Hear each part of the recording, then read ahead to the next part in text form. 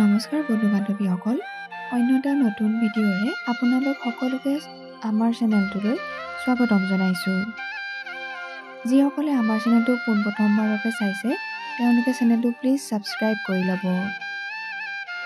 অসমৰ জনপ্ৰিয় তথা মহাময়ী অভিনেত্ৰী শ্যামন্তিকা শৰ্মাৰ বিয়া। হয় বন্ধু বান্ধৱীসকল, আপোনালোকে ঠিকেই শুনিছে, পুনৰবাৰ বিয়াত বহিবলৈ লৈছে অসমৰ জানমণি খ্যাত শ্যামন্তিকা শৰ্মাই। পিছে কাৰ ঘৰৰ বাৰু বোৱাৰী হ'ব লৈছে অভিনেত্ৰীগৰাকী আপোনালোকে বাৰু জানেনে? অভিনেত্ৰী শ্যামন্তিকা শৰ্মা বিবাহপাশত আবদ্ধ হ'বলৈ লৈছে প্ৰয়াত ছবি পৰিচালক মুনীন বৰুৱাৰ পুত্ৰ মানস বৰুৱাৰ সৈতে। জ্যেষ্ঠ অভিনেত্ৰী তথা শিল্পী মঞ্জুলা বৰুৱাৰ বোৱাৰী হ'ব গৈ আছে অভিনেত্ৰী শ্যামন্তিকা শৰ্মা।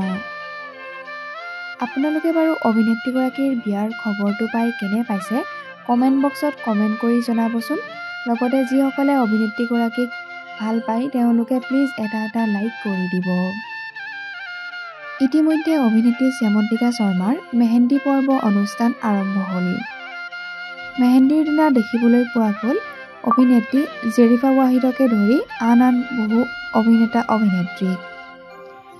অভিনেত্ৰী শ্যামন্তিকা শৰ্মাৰ বিয়াৰ খবৰে সকলোকে আনন্দিত কৰি তুলিছে। আমাৰ চেনেলৰ তৰফৰ পৰা অভিনেত্ৰীগৰাকীৰ এই নতুন যাত্ৰাত অলেখ শুভকামনা জনালোঁ।